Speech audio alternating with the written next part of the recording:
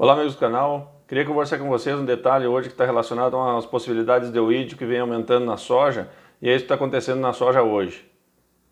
Então, para a gente fazer uma retrospectiva, né, tivemos aí, especialmente no sul do país, um período aí de dezembro e janeiro muito seco, né, e o período seco favorece muito a presença de oídio, porém as temperaturas estavam muito acima de 30 graus, e por outro lado isso prejudica muito o oídio.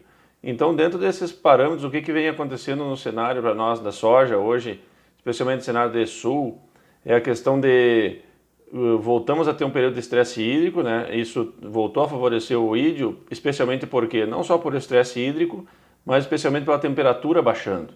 O oídio é um patógeno que, de preferência, uma temperatura entre 18 a 24 graus, mais ou menos assim. Então, quando a temperatura baixa, favorece muito a ele. Por isso que as nossas sojas agora, mesmo no período reprodutivo, podem apresentar, algumas cultivares um pouco mais, um pouco menos, mas podem apresentar mais oídio.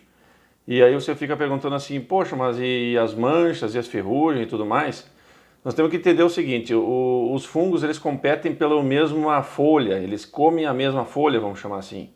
Então, só que daí o triângulo da doença vai fechar de diferente forma para cada um deles. Então é como se você imaginasse o seguinte, imagine uma pista de corrida com 3 carros na largada.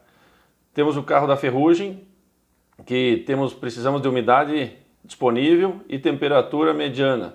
Não temos isso tão facilmente e na maioria das partes do Rio Grande do Sul. Então o carro não funciona, está parado. No carro das manchas, também precisamos de mais umidade disponível e temperatura amena. Está melhorando a temperatura, mas a umidade não está disponível. O carro não funciona de novo, também parado. Já no carro do oídio, o que acontece? Está com um período de estresse hídrico, período seco, e aí a umidade está baixando. Então está favorecendo muito esse negócio do oídio, e daí esse carro é o primeiro que vai largar. Então as condições favorecem muito a presença de oídio, especialmente nesse cenário, né? E o oídio é um fungo biotrófico, né? Apesar de ficar com micélio sobre a cutícula da folha, né? Ele tem os austórios, ficam ancorados, vamos chamar assim. Imagina como se fosse uma âncora dentro da folha, que fica se nutrindo e alimentando o fungo na parte de fora. Então cuidado que é possível ter algumas cloroses e até necroses com a presença de oídio em algumas cultivares.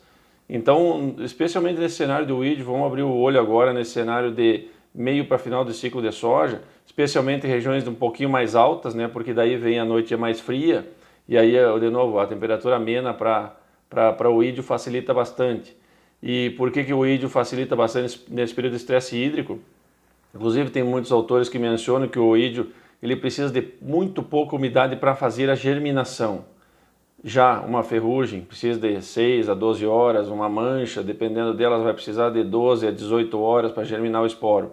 Já o oídio precisa de muito poucas horas de umidade, ou seja, com muito pouca umidade ele já consegue fazer o serviço que os outros não fazem. É por isso que hoje o triângulo triângulo da doença tem fechado mais para a ferrugem nesse cenário e também tem fechado mais para o cenário de oídio. Então são duas condições que a gente tem que ir cuidando, porque se voltar às umidades, como em algumas áreas, teremos fechando para a ferrugem. E se não voltarmos em algumas áreas, a umidade, teremos fechando para o oídio. Então vamos ficar atento nas próximas áreas aí de evolução dessas chuvas aí. É isso aí. Feito, um abraço, tchau.